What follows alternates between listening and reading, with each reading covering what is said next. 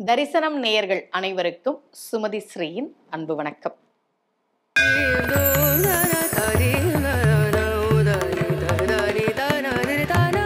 பொதுவா நாம குருஸ்தலம் அப்படின்றது நம்ம தமிழ்நாட்டில் நிறைய உண்டு.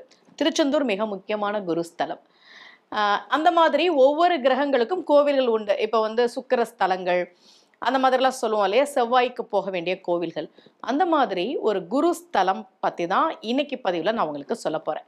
இது எப்படின்னா, நம்ம ஜாதகம் பார்க்கும்போது குருவுக்குன்னு நம்ம கோவில்களை பரிகாரமாக கொடுப்போம்.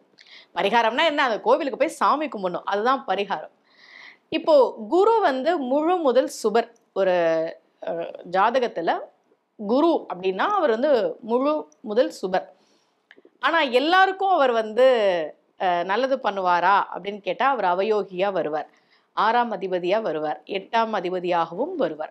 அப்போ அவங்களுக்கு குரு தசை வரும்போது, அதுலயும் முக்கியமா இப்ப ரிஷப லக்னம் அப்படின்னா அவங்களுக்கு குரு தசை வரும்போது, அதுவும் அந்த குரு ரொம்ப பலமா இருக்கிற போது, அது அவங்களுக்கு அந்த தசா காலகட்டத்தில் அல்லது குரு புத்தி வரும்போது, அந்த புத்தியினுடைய காலகட்டங்களில் சில பிரச்சனைகளை அது அமர்ந்திருக்கக்கூடிய பாவகத்துக்கு ஏற்ற மாதிரி கொடுக்க தான் செய்யுது.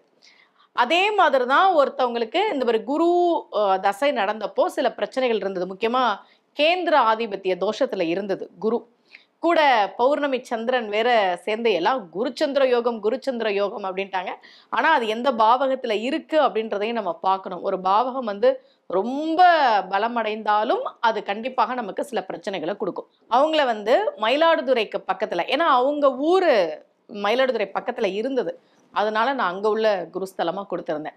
வதான்யேஸ்வரர் சுவாமி கோவில் அப்படின்னு இருக்கு. உங்களுக்கு கூட ஏதாவது இந்த மாதிரி குரு ஜாதகத்துல சரியில்லாம இருக்கு, குருவால பிரச்சனைகள் இருக்கு, குரு அவயோகியா இருக்கு அப்படின்னா, உங்களுக்கு வாய்ப்பு கிடைச்சதுன்னா இந்த கோவிலுக்கு போய், எந்த கோவிலுக்கு போனாலும் மனம் உருகி பிரார்த்தனை பண்ணணும். அதுதான் ரொம்ப முக்கியம். நிறைய பேர் என்கிட்ட கேட்பாங்க, கோவிலுக்கு போகும்போது இது எடுத்துட்டு போலாமா அதை எடுத்துட்டு போலாமா.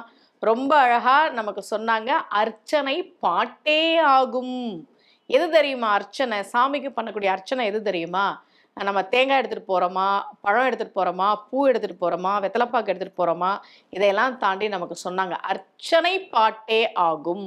நம்ம வாயால் அந்த தெய்வத்தை நம்ம பாடுறது இருக்குல்ல, நமக்கு தெரிஞ்ச தேவார பதிகங்கள், பாசுரங்கள், முருகனுக்கான பாடல்கள், இதை சொல்கிறோம்ல, இதுதான் நாம் பண்ண வேண்டிய அர்ச்சனை. அப்படின்றதுனால தான் அர்ச்சனை பாட்டே ஆகும் அப்படின்னு சொன்னாங்க. வாய்ப்பு கிடைச்சதுன்னா, யாருக்காவது ஜாதகத்தில் குருவால் சில பிரச்சனைகள் இருக்குது அப்படின்னா, உங்கள் ஊருக்கு பக்கத்தில் இருக்குது அப்படின்னா, அந்த மயிலாடுதுறை வதானியேஸ்வர சுவாமி கோவிலுக்கு போயிடுவாங்க. மீண்டும் சந்திக்கலாம். அனைவருக்கும் அன்புடன் சுமதி ஸ்ரீ.